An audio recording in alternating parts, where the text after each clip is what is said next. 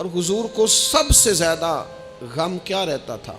روزی روٹی کا نہیں، اس کا بھی بندوبست کیا، تعلیم و تعلم کا بھی بندوبست کیا۔ حضور کا سب سے بڑا احساس یہ تھا کہ میری امت دوزخ سے بچ جائے، یہ جنت میں جائے، گمراہ عقائد سے باہر آئے، راہ حق انہیں نصیب ہو۔ اس کے لیے نبی پاک جد و جہد کرتے۔ حضور کو روڑے مارنے والے، پتھر مارنے والے، کانٹے بچھانے والے، گردن پہ اوجڑیاں رکھنے والے رات کو سکون سے سو جاتے، اور نبی پاک انہی لوگوں کے لیے رات کو ہاتھ اٹھا کے ہدایت کی دعائیں کرتے رہتے۔ وہ روڑے مار کے سو گئے جا کے، اور جس نے روڑے مارے وہ نبیوں میں رحمت لقب پانے والا، مرادیں غریبوں کی بر لانے والا۔ اور کسی نے کہا تھا لے کے پہلو میں غم امت نادار آئے، لے کے پہلو میں غم امت نادار آئے۔ وہ دیکھو امتی امتی کہتے ہوئے سرکار آئے۔ وہ دیکھو نا، امتی امتی کہتے ہوئے، لے کے پہلو میں غم امت نادار آئے۔ حضور کے پہلو میں غم ہے امت۔ یا اللہ مہربانی فرما، یا اللہ مہربانی فرما۔ اور صبح قیامت بھی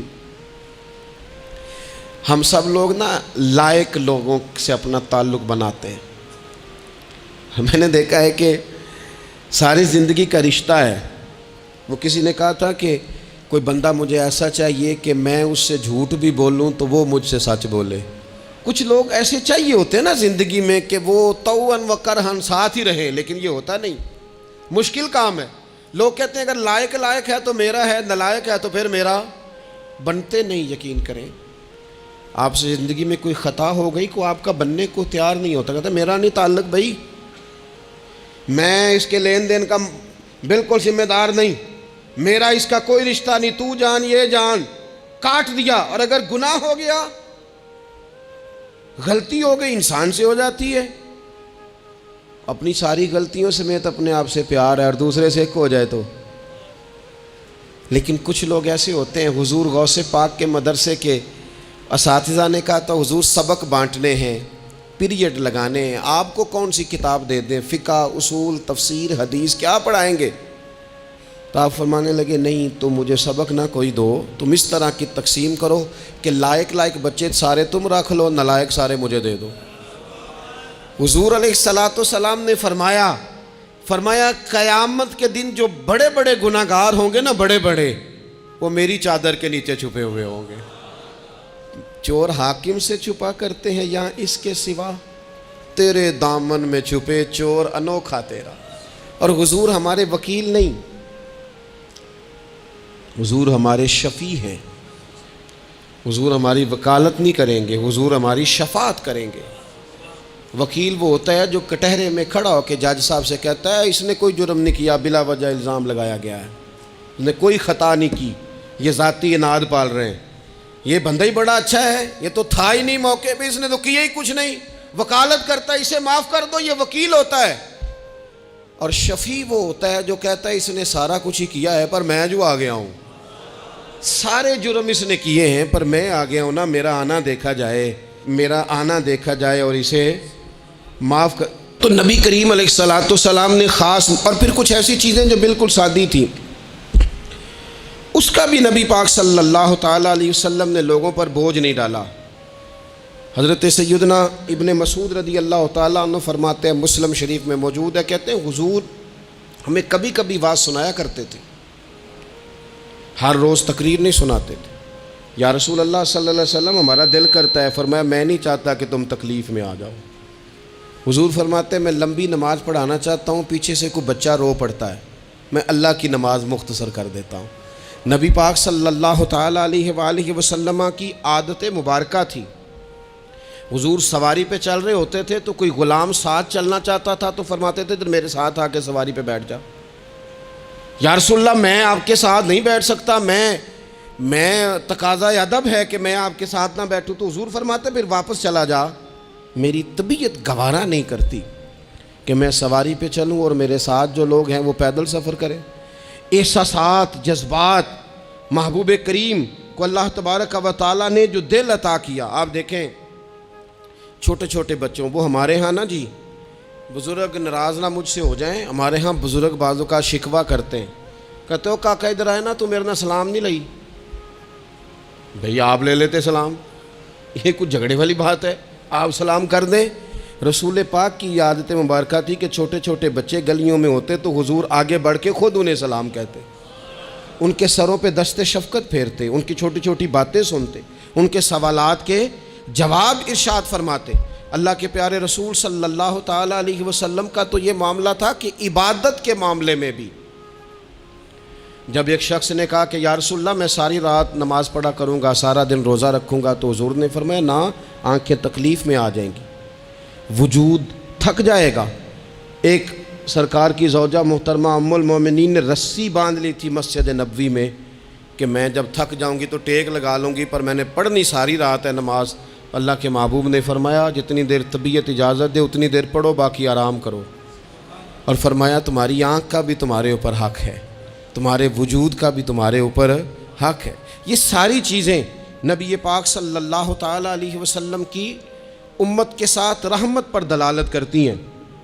اسی طور پر آپ دیکھیں کہ نبی کریم علیہ السلام نے 2-3 دن تراویح پڑھی، پھر صحابہ جمع ہو گئے، زیادہ لوگ آ گئے تو سرکار اندر سے باہر ہی نہیں آئے، حجرے میں رہے۔ فجر کے وقت آئے تو فرمایا مجھے پتہ تھا تم سارے انتظار میں ہو اور تم نے دیر تک میرا انتظار کیا، میں جان بوجھ کے نہیں آیا۔ کیوں نہیں آئے یا رسول اللہ صلی اللہ تعالیٰ علیہ وسلم؟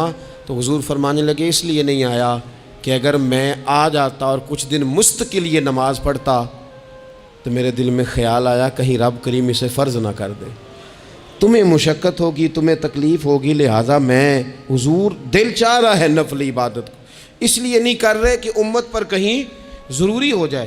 حضرت سیدنا عباس فرماتے ہیں کہ ایک انصاری صحابی رات کو مسجد نبوی شریف میں داخل ہوئے، ان دنوں جن دنوں وہ بدر کے قیدیوں کو لایا گیا تھا، تو ان قیدیوں کو رسیاں صحابہ نے زور سے باندھ دی تھی، تو کہتے ہیں کہ میں نے دیکھا نبی کریم علیہ السلام بڑی بے چینی کے عالم میں کبھی ادھر جاتے کبھی ادھر آتے۔ میں نے عرض کی یا رسول اللہ صلی اللہ تعالیٰ علیہ وسلم خیریت ہے؟ تو حضور نے فرمایا ان قیدیوں میں میرے چچا جناب عباس بھی ہیں، وہ ہائے ہائے کرتے ہیں تو مجھے نیند نہیں آتی۔ چلو زیادہ نہیں تو تھوڑا احساس کبھی چچا کا بھی پیدا کرنا چاہیے۔ ویسے چچا چاند نہیں ہوتا، چندہ ہمیشہ ماموں نہیں ہونا ہے۔ چچا جتنا مرضی بھی خوبصورت ہو بیچارہ چاند ہو سکتا نہیں، چندہ ماموں نہیں ہونا ہے، پکی بات۔ تو کبھی چچا کا بھی احساس کرنا چاہیے۔ نبی کریم علیہ السلام نے فرمایا چچا ہائے ہائے کرتے ہیں تو مجھے نیند نہیں آتی۔ وہ انصاری صحابی فرماتے ہیں کہ میں دوڑا گیا اور میں نے جا کے معلومات کی کہ حضرت عباس رضی اللہ تعالیٰ عنہ کو کہاں باندھا گیا ہے۔ فرماتے ہیں میں جا کے حضرت عباس کی رسیاں ڈھیلی کر کے آیا تو وہ سکون میں آ گئے۔ تو آ کے حضور علیہ السلام کو میں نے دیکھا تو سرکار بھی زمین پر بیٹھ گئے، لیکن ابھی چہرے پر بے چینی باقی تھی۔ میں نے عرض کی حضور میں رسیاں ڈھیلی کر رہا ہوں جناب عباس کی، آپ آرام سے سو جائیں۔ تو یہاں تک نہیں یہ رحمت رکتی، یہ رحمت کسی مقام پر محدود نہیں ہوتی۔ میرے کریم کا کرم ہمیشہ برستا ہے تو بغیر رنگ و نسل ہر جگہ برستا ہے۔ حضور علیہ السلام نے فرمایا صرف عباس نہیں، جا سارے قیدیوں کی رسیاں ڈھیلی کر کے آ، سب کو یہ کون لوگ ہیں؟ یہ بدر میں پھول لے کے آئے تھے، یہ گجرے لے کے آئے تھے پھولوں کے، خوشبو کا تحفہ دینے آئے تھے، یہ تو تلواریں لے کے آئے تھے۔ لیکن یہ اعزاز ہے میرے نبی پاک کا کہ اللہ نے حضور کو رحمت للعالمین بنایا ہے۔ دلوں کے اندر اتنی گنجائش رسول پاک نے پیدا کی، فرمایا سب کہ رسیاں ڈھیلی کرو تاکہ میں آرام سے سو جاؤں۔ طبیعتوں کی سختی، مزاجوں کا تلخ پن، اپنی ذات کے خول میں بند ہو کے زندگی گزار دینے والے لوگ، اپنے آپ سے شروع ہو کر اپنے آپ پر ختم ہو جانے والا مزاج، جو میں سوچ رہا ہوں، جو میں دیکھ رہا ہوں، جو میری طبیعت فیصلہ کر رہی ہے، جس اینک سے میں معاشرے کو پڑھ رہا ہوں سارے معاشرے کو اسی طور پہ میں لے کے چلوں گا، یہ سوچیں درست نہیں۔ ہم نبی کریم علیہ السلام کے ماننے والے ہیں، ہمیں ان ساری باتوں کا خیال اور ادراک کرنا پڑے گا کہ جو ہمیں ہمارے رسول پاک نے سکھائی ہے۔ انسان پر بعض اوقات کچھ لوگ اس طرح کا بھی اس کے ساتھ رویہ اختیار کرتے ہیں کہ رد عمل کے طور پر کچھ کہنا پڑتا ہے. بعض لوگ سخت سست کہہ دیتے ہیں رد عمل کے طور پر، خود اس طرح کے نہیں ہوتے لیکن تانگ آمد بجانگ آمد. تو ایک دفعہ جب بڑی سخت تکلیف دی کفار نے تو صحابہ نے عرض کی یا رسول اللہ ان کے لیے دعا کریں یہ تباہ ہو جائیں. تو محبوب نے خود ان لفظوں کے ساتھ جواب دیا، فرمایا اللہ نے مجھے لعنت ملامت والا نہیں بنا کے بھیجا، مجھے رحمت للعالمین بنا کے بھیجا. انہیں ہر وقت تانے دیتے رہنا، ہر وقت کھڑے رہنا. یہ دیکھیں نا میرے ملک کا ماحول کیا بنا ہوا ہے، رائے کا اختلاف ہی ہے نا، لیکن جو دھینگا مشتی روز ہوتی ہے اور جو دھما چوکڑی روز مچائی جاتی ہے، روز جو نئی سے نئی کہانی پنپتی ہے، ملک کے اندر کوئی شخص ایسا نہیں رہ گیا، کوئی ادارہ ایسا نہیں رہ گیا جس کے بارے میں ہمارے دل بالکل صاف ہوں. اس لیے کہ ہم نے مزاج اس طرح کا بنا لیا ہے، ہم نے اینک اس طرح کی لگا لی ہے، لہجے اس طرح کے بنا لیے. حضور سید عالم علیہ السلام نے ایک دن فرمایا تھا مجھے کسی صحابی کے بارے میں کوئی بات نہ پہنچانا، کسی کی غلطی آ کے ڈائریکٹ مجھے نہ بتانا، میرے سامنے کچھ بھی ایسا نہ کرنا. یا رسول اللہ کیوں؟ فرمایا میں چاہتا ہوں میرے دل میں سب کے لیے گنجائش ہے تو گنجائش ہی رہے. لوگوں کو خوش گمان رہنے ہی نہیں دیا جاتا، اچھی سوچیں پیدا کرنے کے موقع ہی نہیں دیے جاتے. وہی بدگمانیاں ہیں، وہی ماحول کے اندر شدت ہے، وہی انداز ہمارا اس طرح کا ہے، اور وہی کچھ ہم کر رہے ہیں، اور سارے ہیں کہ ایک ہی لاٹھی کے ساتھ ہانکے جا رہے ہیں. خدا را چیزوں کو دیکھیں اور غور کریں کہ ہم نبی پاک صاحب الاولاق سید عالم صلی اللہ تعالیٰ علیہ وسلم کے ماننے والے ہیں. پھر ایک اور بات، حضور کی رحمت چونکہ کامل ہے تو حضور علیہ السلام کا ایک طریقہ ہے. دنیا میں دو طرح سے لوگ اپنا آپ ثابت کرتے ہیں. ایک پورے ماحول میں لوگ اندھیرا کرنا چاہتے ہیں تاکہ میں صحیح طرح چمک جاؤں.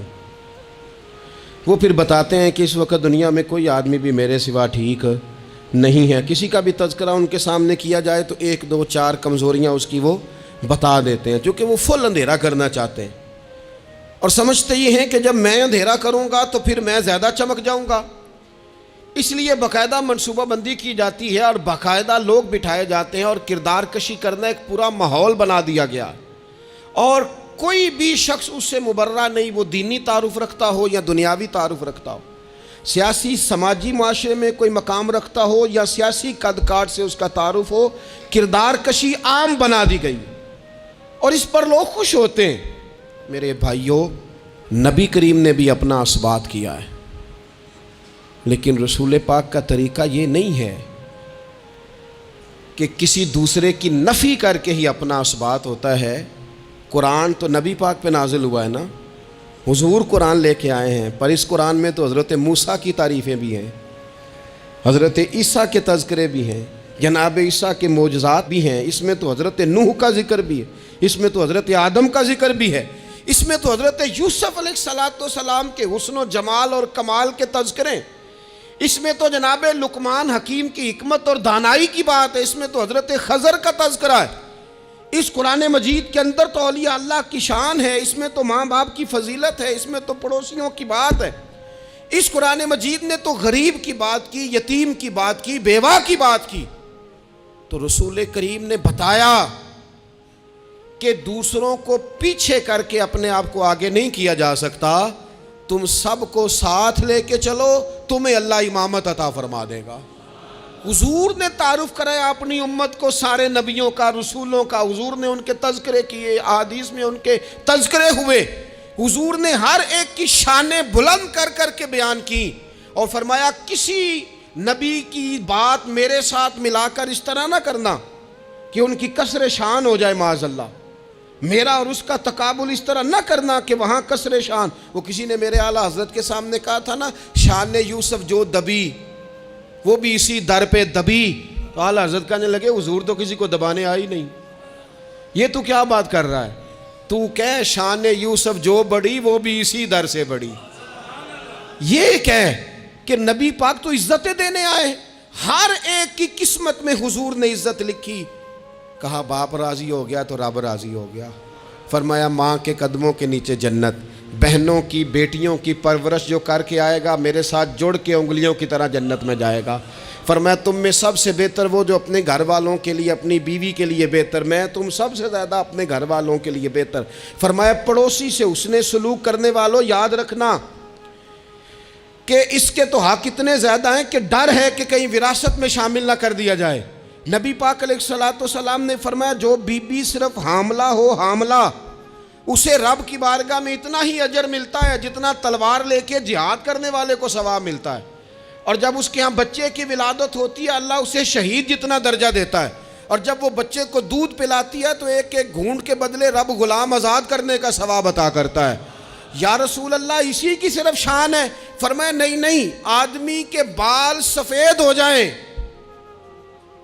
مومن مسلمان سفید بالوں والا، اگر تم نے اس کی عزت کی تو سمجھ لینا تم نے اپنے رب کا احترام کیا ہے۔ یا رسول اللہ تاجر؟ تو فرمایا سچ بول کے تجارت کرنے والا تو قیامت میں نبیوں کے ساتھ ہوگا۔ یا رسول اللہ یہ عالم، یہ طلباء، یہ دور دراز سے آنے والے لوگ؟ تو محبوب نے فرمایا یہ تو کوئی ڈگری نہیں لیتے، پہلے دن ہی گھر سے نکلتے ہیں تو فرشتے پیروں کے نیچے پر بچھا دیتے ہیں۔ یا رسول اللہ وہ مزدور دیکھا، مزدور سڑکوں پہ بیٹھا، رول گئے لوگ اپنے مطالبات کے لیے احتجاج کرتے۔ وہ کسان دیکھے دنیا سو رہی ہے، ٹھنڈ میں جا کے فصلوں کو پانی دے رہے۔ وہ ہم نے مزدور دیکھے جن کے ہاتھوں پہ چھالے پڑ گئے۔ لوگوں کی انہوں نے بلڈنگیں کئی منزلہ بنا دی پر اپنے چھت سے پانی ٹپکتا روک نہ سکا۔ حضور یہ جو لوگ ہیں ان کی کیا شان ہے؟ تو حد کر دی میرے کریم نے، فرمایا محنت کر کے روزی کمانے والا تو اللہ کا دوست ہے، اس کو تو اللہ نے قرب دے دیا دوستی۔ تو نے ہر شخص کی قسمت میں یہ عزت لکھی اور آخری خطبے کی صورت میں بھی وصیت لکھی۔ حضور نے ہر شخص کو احترام دیا، ہر ایک کو اکرام دیا۔ لوگوں کو پیچھے دھکیل کے قد اونچا نہیں ہوتا، بلکہ شمع سے جتنی مرضی شمعیں جل جائیں اس کی اپنی روشنی میں کبھی کمی نہیں آیا کرتی، بلکہ حد ہو گئی۔ ایک دن نبی پاک علیہ السلام نے حضرت جبریل امین سے پوچھ لیا، فرمایا جبریل سب کو میری رحمت سے حصہ ملا ہے، آپ کو بھی کوئی ملا ہے؟ ملا تو بتاؤ نا۔ تو حضرت جبریل عرض کرنے لگے حضور بالکل ملا ہے۔ کہا کس طرح؟ عرض کی یا رسول اللہ جب سے ابلیس کا انجام دیکھا تھا نا ڈر آتا تھا، خدا جانے خاتمہ کس طرح کا ہو، لیکن جب آپ آئے، قرآن آیا اور قرآن میں حضرت جبریل کا ذکر آیا تو فرماتے ہیں میں سمجھ گیا اب اللہ نے کرم کر دیا ہے، اب طے کر دیا ہے کہ جبریل امین علیہ السلام کے جو اعزازات ہیں وہ ہمیشہ اعزاز ہی رہیں گے۔ نبی پاک کی رحمت سے ہر شخص کو حصہ ملا، حتیٰ کہ کفار کو، مشرکین کو، منافقین کو۔ رسول پاک علیہ السلام ہر ایک کے لیے رحمت بن کے تشریف لائے، یہاں تک کہ جانور بھی حضور کے پاس آتے تھے تو اپنے دکھ سنا جاتے تھے۔ حضور تو ان کو بھی تھپکیاں دیتے، تسلیاں دیتے۔ حضرت انس بن مالک کہتے ہیں لوگوں مجھے وہ دن بھولتا ہی نہیں جس دن نبی پاک مکے سے ہجرت کر کے مدینے آئے تھے۔ لوگ گلیوں میں، چھتوں پہ حضور کی اونٹنی کے گرد یا رسول اللہ یا محمدہ کی صدائیں ہم نے اپنے کانوں سے سنی۔ ایک بڑی شان رکھنے والا قبیلہ بنو نجار، اس کی بچیاں کونے میں دف لے کے بیٹھ گئیں، کہنے لگی یہ نہ سمجھنا کہ ہم کوئی عام ہیں، ہم بہت بڑے خاندان کی بیٹیاں ہیں، لیکن آج یہاں اس لیے بیٹھی ہیں کہ دیکھو تو صحیح ہمارے پاس آیا کون ہے۔ وہ ننھی بچیاں جو بیٹھ کر وہاں دف بجاتی تھیں وہ رسول پاک کی جانب اشارے کر کے گاتی تھیں اور کہتی تھی ہم ہیں بچیاں نجار کے عالی گھرانے کی، ہمیں خوشی ہے آمنہ کے لال کے تشریف لانے کی۔